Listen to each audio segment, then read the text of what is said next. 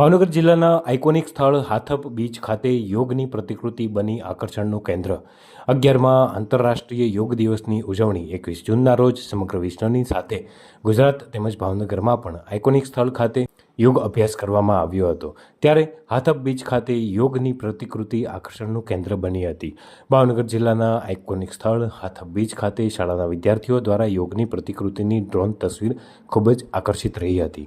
હાથપ beach ખાતે PM Shri હાથપ અને બંગલા સરકારી પ્રાથમિક શાળાના વિદ્યાર્થીઓ દ્વારા યોગ કરી અને પ્રતિકૃતિ બનાવવામાં આવી હતી, જે સૌના આકર્ષણનું કેન્દ્ર બની હતી।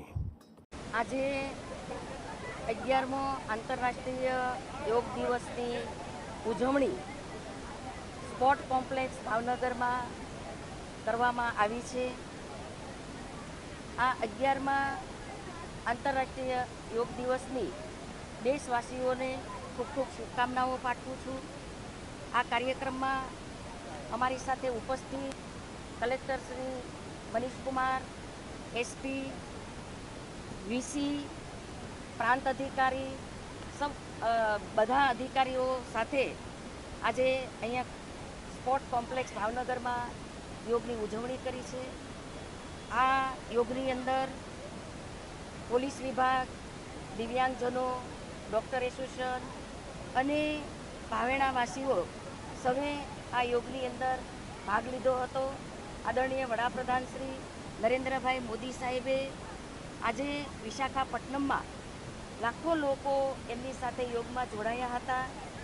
લગભગ 10 લાખ કરતાં પણ વધારે ભારતમાં બધી જગ્યાએ આ યોગના કાર્યક્રમો યોજાણા હતા। ભાવનગર જિલ્લાની અંદર 2 લાખ કરતાં પણ વધારે લોકો આ યોગ દિવસની અંદર જોડાયા છે। માનનીય મુખ્યમંત્રી ભૂપેન્દ્રભાઈ પટેલ સાહેબે પણ યોગની ઉજવણીના ભાગરૂપે મેદસ્વીતા ઘટાડો, મેદસ્વીતાથી મુક્ત બનો એનું આહવાન કર્યું છે।